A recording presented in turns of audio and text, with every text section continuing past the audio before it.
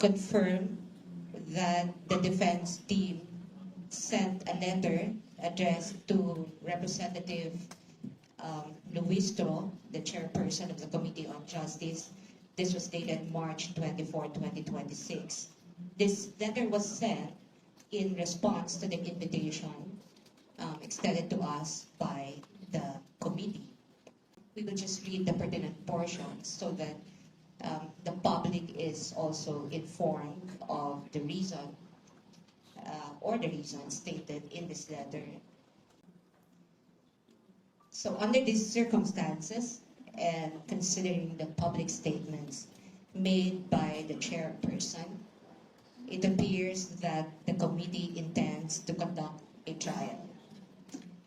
However, with due respect, the Constitution vests the authority and power to conduct trial solely in the Senate.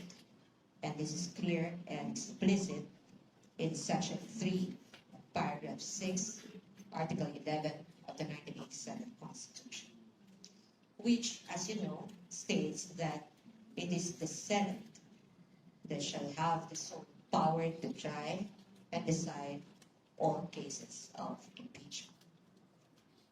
The Constitution is thus clear. It is only the Senate that can conduct trial in all cases of impeachment. While Section 3, Paragraph 2, Article 11 allows the committee to conduct a hearing for purposes of submitting its report to the House of Representatives within 60 session days from referral, the same does not give the committee any power or jurisdiction to conduct any form of trial, whether mini or full-blown, much less receive and try any evidence.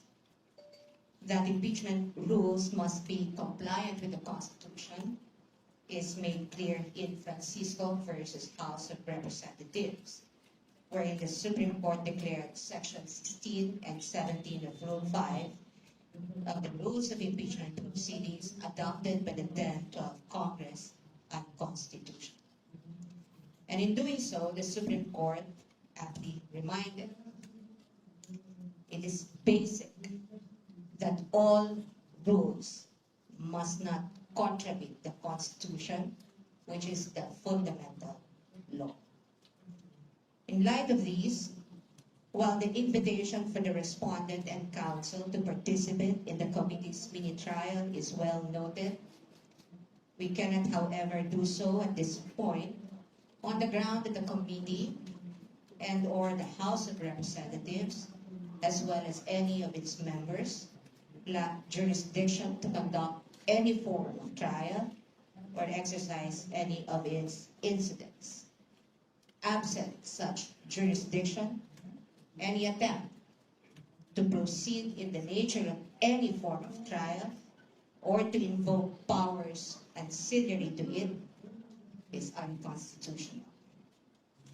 Consequently, the respondent puts on record her objection to any requests, motions, or similar efforts aimed at obtaining or fishing for supposed evidence through processes that necessarily presuppose the existence of lawful authority and jurisdiction under the Constitution, which in this case is absent.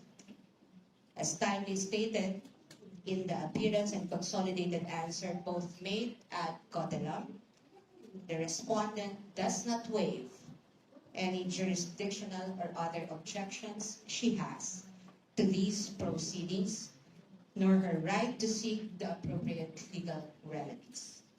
Nonetheless, she is prepared to meet the charges against her before the proper jurisdiction. Good day po sa lahat, si Fiscal EJ po ito.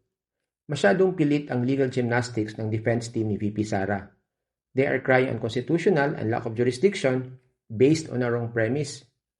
Yes, tama si Attorney Sison na under the Constitution, ang Senate lang ang may power to try impeachment cases. Walang dispute dyan. Pero ang problema, ina-apply niya sa sitwasyon na wala namang trial na gagawin in the first place. As clarified by Chairman Luistro, the proceedings in the House are merely akin to a preliminary investigation. Ang goal lang is to determine probable cause, not to decide guilt. Any law student knows this basic distinction. Ang House ang nag-iimbestiga kung may sapat na basihan, habang ang Senate ang magta-trial at magde-decide kung guilty o hindi.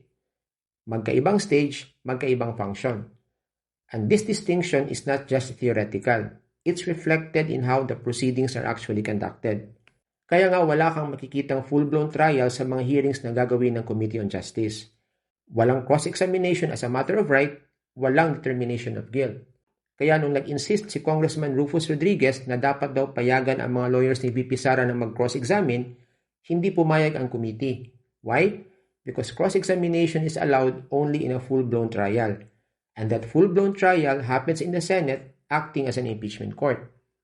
Now, sinasabi ng defense na walang jurisdiction ng House. That's plainly incorrect. The Constitution itself says that the House of Representatives has the exclusive power to initiate all cases of impeachment. Hindi pwedeng sabihin na may power kang mag-initiate pero wala kang power mag-hearing, mag-evaluate ng evidence o mag-investigate. That would make the power meaningless. And this brings us to their next argument, yung tinatawag nilang fishing expedition. Kasama sa power ng House ang ability to compel the attendance of witnesses and secure the production of documents through the issuance of subpoenas. Hindi po ito fishing expedition. Standard procedure yan kahit sa ordinaryong prosecutor. In fact, under Section 10, Paragraph I of the DOJ Rules on Preliminary Investigation, ang piskal ay may kapangyarihang mag-issue ng subpoena ad testificandum at duces tecum para makakuha ng material evidence. Kung ang isang regular na piskal nga may power na lumabas sa four corners ng complaint para makuha ang katotohanan, bakit babawasan ang kapangyarihan ng House of Representatives? They are performing a constitutional mandate. To call it fishing is to insult the investigative power of Congress. Even the reliance on Francisco versus House of Representatives is misplaced. Totoo, rules must conform to the Constitution. Pero saan ang violation dito? Wala po. Hindi nagtatrial ang House. Ine-exercise lang nila ang power to initiate. So the premise for invoking that case simply doesn't exist. And yet, despite all of this, pinipilit pa rin ng defense na wala daw jurisdiction ang House.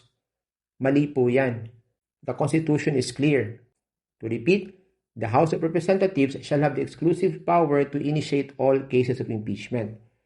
Ang ibig sabihin po ng initiate ay hindi lang pagtanggap ng complaint. Kasama dyan ang pag-evaluate ng evidence, pag-conduct ng hearings, at pag-issue ng subpoenas. Otherwise, useless ang power. You cannot initiate properly if you cannot investigate. Hindi pwedeng sabihin walang jurisdiction ng House dahil lang ayaw nyo ang paraan ng pag-imbestiga nila. At finally, eto na siguro ang pinaka-ironical sa lahat. Humihingi ng due process pero nung binigyan ng pagkakataon na sumali, magpaliwanag at sagutin ang mga aligasyon, umatras. The House proceedings are actually an opportunity to clarify issues, to rebut the allegations, and even possibly prevent the case from reaching the Senate. Tapos hindi sasali? So let's call this what it really is. Hindi talaga ito tungkol sa jurisdiction. It's about avoiding the questions and having no answers. So yan lang po ang nais kong ibahagi today, and see you in my next video. Maraming salamat po.